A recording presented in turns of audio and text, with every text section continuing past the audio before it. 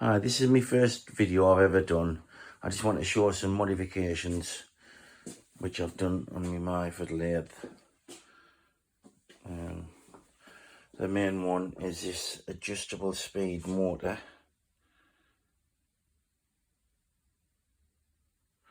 which if I show you how noisy the gears are.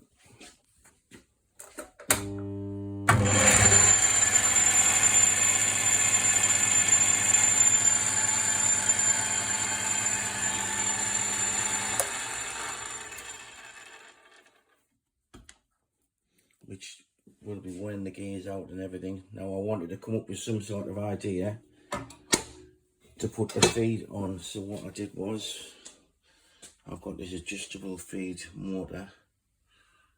I'll knock it on. It'll be off there now. And you can obviously mess about with the feed.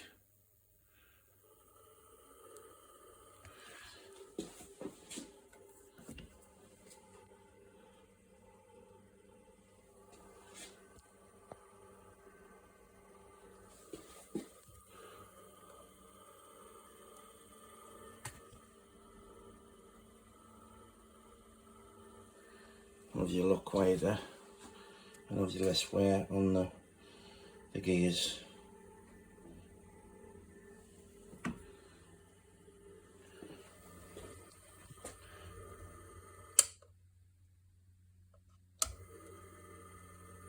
You can actually reverse this as well, but I haven't wired the switch in for that yet, which I don't think I will actually be feeding back over.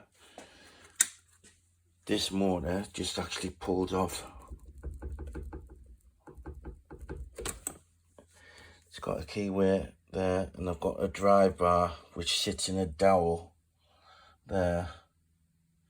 So what it does, I don't even think I need to. It just sits there nice anyway.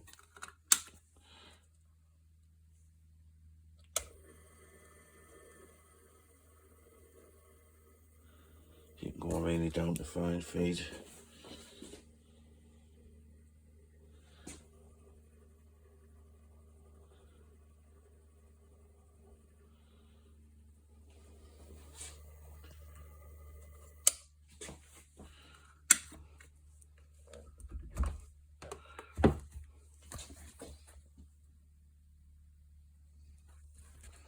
Another thing I wanted to show you was this indexing device which I've made.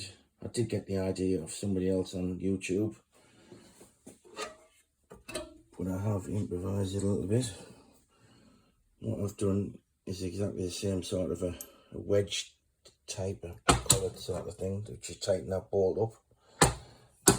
I did buy a 72 tooth gear off eBay, which is relevant because 72 divided by 360 would be every tooth is 5 degrees, and I have marked it at 90 degrees and 270 and 45, etc. That would actually just slide into here, into the bar. It's a nice fit. I'll tighten that up. Now it's tied that in with the swivel.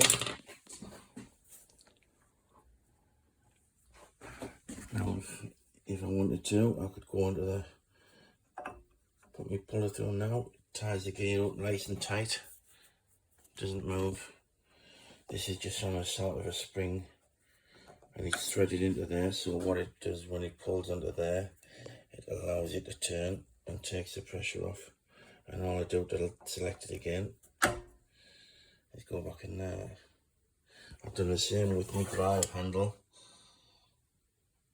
which do as well. This bracket that it mounts on, what it is, I've actually used the 4 holes that are used to keep the head level, and all I did was shorten them bolts and tap them deeper, so these Allen bolts actually go into the head plate there by a good 10-15 mil, so that makes that solid. This can be removable, this bracket here, but it doesn't actually need to be removed. while I'm not doing this, so that I was actually going to leave that on.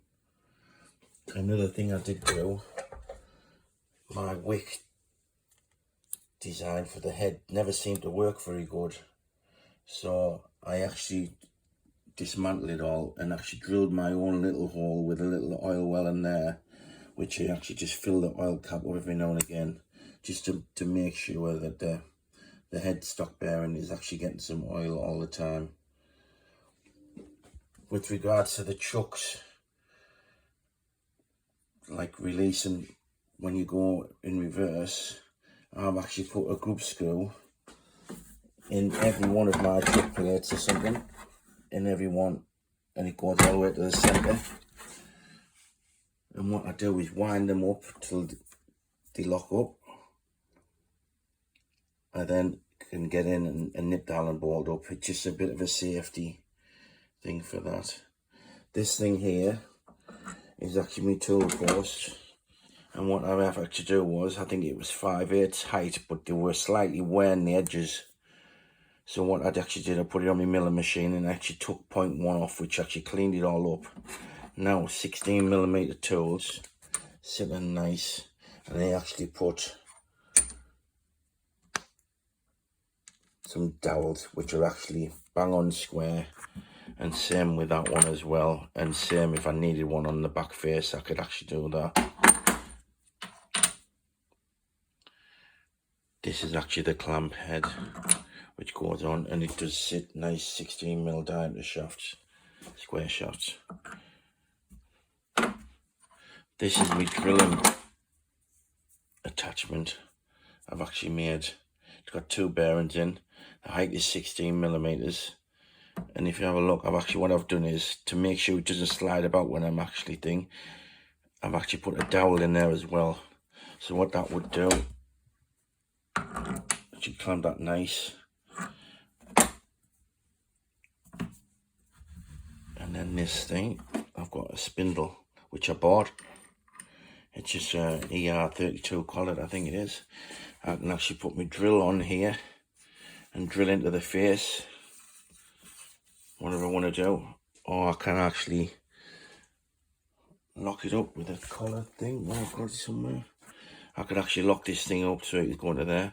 But this can also go on this side and do bearing diameters on the OD.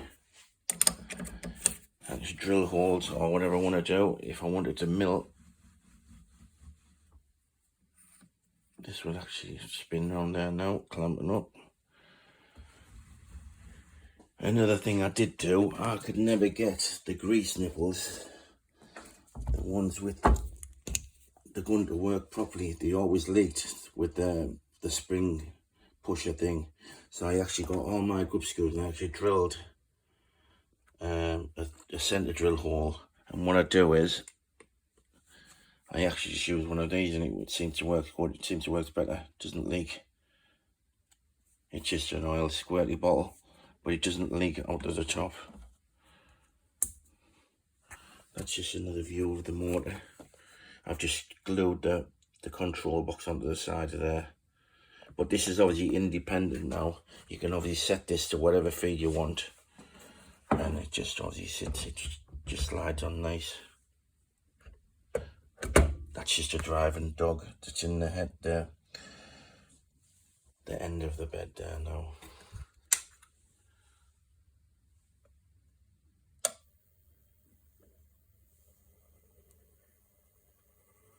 Obviously no noise, and it'll obviously save your thread and gears to keep them accurate and stop them wearing. Obviously there are some tough nail gears on here that would obviously, spinning around that fast, they would obviously start wearing out a lot quicker.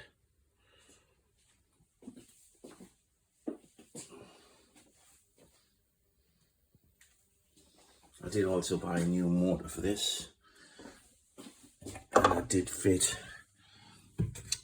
a soft start module so it's nice and smooth.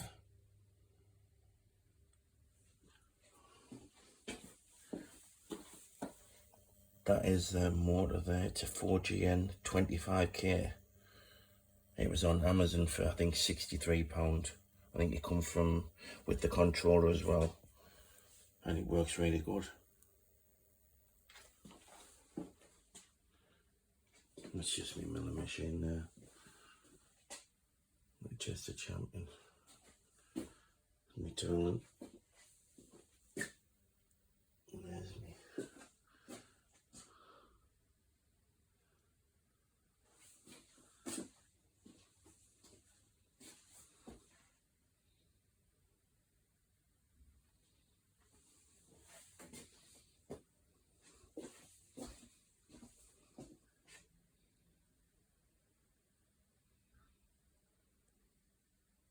Thank you.